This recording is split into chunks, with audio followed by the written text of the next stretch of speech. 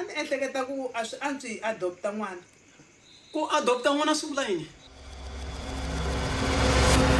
Va n'wi tiva Gwayimani loyi a ku tshama hala henhla?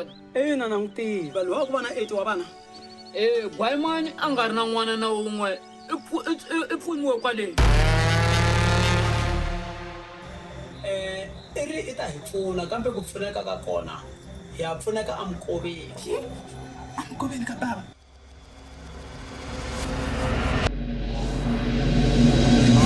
Big Paul. What up? Yeah. I'm